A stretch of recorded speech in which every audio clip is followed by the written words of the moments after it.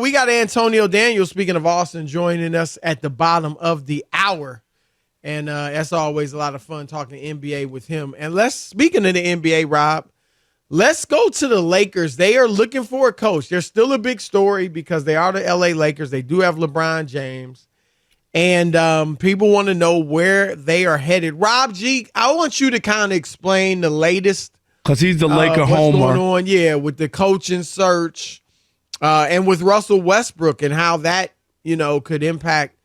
could be a surprisingly, they might keep him. But tell us the latest. Sure. So last week, the Athletic's Sam Amick reported that the Lakers were asking each of the prospective coaches that they might hire, how do you plan on integrating Russell Westbrook? And you guys talk about it on the show. Which makes sense, right. yes. It makes sense in case. Just in case. Rob, you're not doing your due diligence if you don't. Right. You would be crazy. You just aren't. I'm sorry. Right. Well, things have gotten a little spicier in the last 24 hours. Jovan Buha, friend of the show, also from The Athletic, has been on a few times. He said in his latest column that, teams have been calling and demanding the inclusion of a first-round pick in any Russell Westbrook trade. Just take the salary. According to Jovan, though, as of now, the Lakers have no intention of using a first-round pick to facilitate a Westbrook trade, according to multiple sources. And according to Jovan Buha, it's not merely a bluff or a tactic to try to regain leverage in trade talks. According to league sources, there is sentiment among some within the franchise that the right coach and a better supporting cast could smooth over Westbrook's fit with LeBron and AD. Well, look, it is possible, Rob, and I see the picture of Rob rocking with your boy, the DJ. Is that from? That was from our high school reunion. Wendell Owens, he was a star basketball player who's on the who's DJing. And people said they thought that was you, Chris, because he's light skinned. Yeah, I can see that. I can see that. And when I first looked at it, I was like, what is that? Yeah, no, I get that. Look. I got words for the Lakers. I got words. Go ahead. If you will let me go. Go ahead. Rob G, first of all, your organization and your team is full of it, okay? Now all of a sudden they're worried about giving up draft picks? That's all they do, Chris. That's their history. If you got LeBron James and Anthony Davis, and you could get rid of Westbrook and bring another piece in. What do you care if you could secure another championship, Chris, next year or the year after? That's all you should be worried about. Agreed. Worry about the future later. Kick the can down the road. This whole thing, now they want to be frugal with first round with picks, and we don't want to give up any pick, and we'd rather keep Westbrook than give up a pick because the Lakers don't care about picks. Don't change the song now. You've been doing the same thing, and now if you got a chance to move that guy who obviously, Chris, does not fit, you must acquit and trade. That's how it goes. Look, here I agree with you on the draft pick. If I'm the Lakers, come on, man. I'm not concerned about a 2027, a 2029, whatever the year it would be, draft pick. I'm sorry. My plan is to be so good that draft pick is a low first round pick anyway. Anyway, right. And Rob, gonna be a lottery pick. I get it. It was a different regime to some degree, but they tried to rebuild through the draft.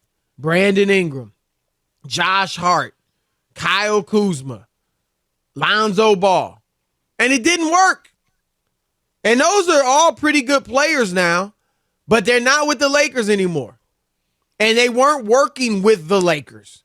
And they weren't working with LeBron James. And once you get LeBron James, Rob, it's try to win it all every single year, right? He's going into year 20. I'm not building nothing.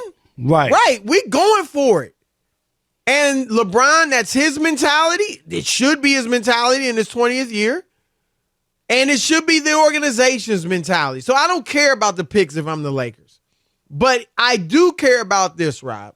And Magic Johnson did an interview with David Aldridge of The Athletic. And Magic said this, and I actually agree with Magic.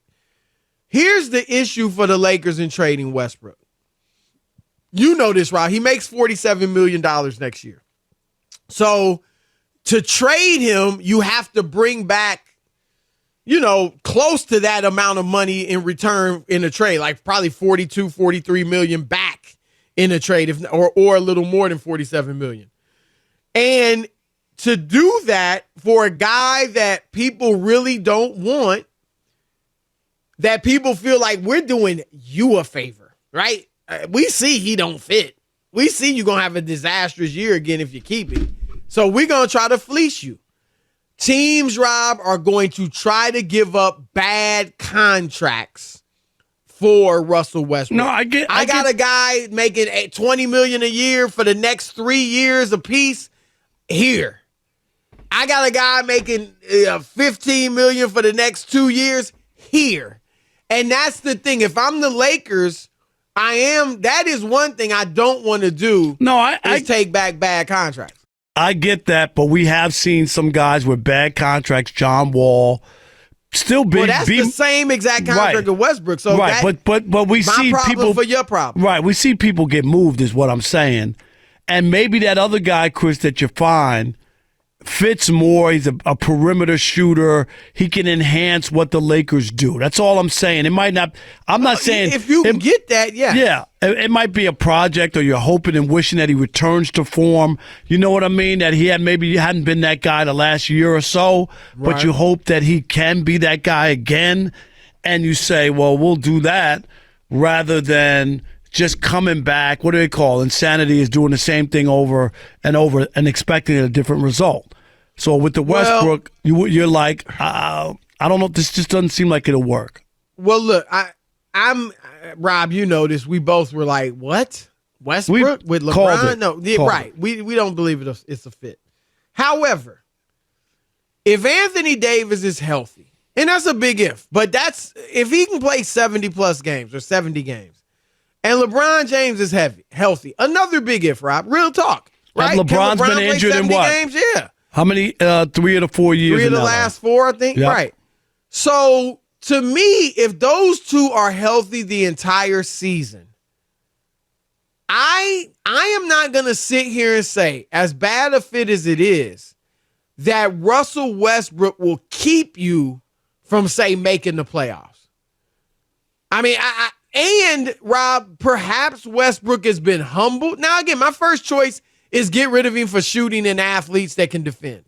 But that might, if I can't do that, and Rob, another thing, I would trade him for John Wall. And I know last year at the deadline, the talk was, Westbrook and a pick, right? One of those first-round picks for John Wall. Here's the thing. Wall's a problem for Houston, too. It's both. It's my problem for your problem. Right. And if Houston's of the mindset where we want to buy John Wall out, we don't want him sitting here this year making all this money. We want to buy him out. And Wall's like, no, I'm not taking a buyout. And Rich Paul, who's Wall's agent, could just advise him, don't take a buyout. We're not taking a buyout. But Westbrook maybe would take a buyout in Houston. And so he could go somewhere else and play. So maybe Houston does that just to get a buyout with Westbrook. That's what, and Rob, I think Wall, I don't think he's a perfect fit either, but he's a better fit than Westbrook is with AD and LeBron. That's for darn sure. So I would be trying to do that. How tough would you think for Wall to sit lat? I mean, can you imagine, Chris? Like he's not old. They don't know that to just sit there. Rob, this is a guy that, and I'm gonna be honest, he was probably, the standards are a little lower, but he was probably on the Hall of Fame trajectory. Wow. Yeah, I mean, he was making All-Star game every year. He was averaging 20 and 10. His team was decent at times, making the second round of the playoffs. And you talk about a fall. I mean, Rob, it's not crazy to say. Was he maybe a little lower than on the Ja Morant? Like at one point, was he thought of maybe as Ja Morant is now? Is that crazy to say? Maybe a little less than Ja. Maybe a little less, yeah. Right. But still, people were celebrated. Yeah, it's amazing. It really is. It really is. But here's my point, Rob. I would not just get rid of Westbrook at all costs. I would like, if I can't get a decent deal where I don't have to bring on all this bad money, then I would try it with him early. Got a new coach. I'm talking with Russ. I'm sure he's been humbled. He was in his home city. He looked bad. Maybe he's willing to, is it come off the bench, run that second unit, whatever. And early on, Rob, if it's not working early, then maybe I try to buy him out or cut him.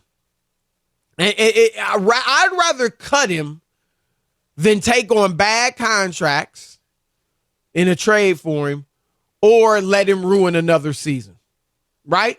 If I see early that he's not helping, right? If he's not helping, he's not working with LeBron and AD, I just cut him. No, I think at some point they'd have to probably do that because you can't just let it ride for another season. Right. Don't let him ruin if it's bad, year. Right, like it was a year ago. It's interesting. And I think his salary slot makes him attractive, but you have to match the money. So I understand that as well. You know what I mean? So he has an expiring contract. You wouldn't take on bad contract. Right. I would take on a contract that's got a few years, to your point, if the guy fits. If he fits. That's what I'm saying. He has to fit better than what you have with Westbrook. Right.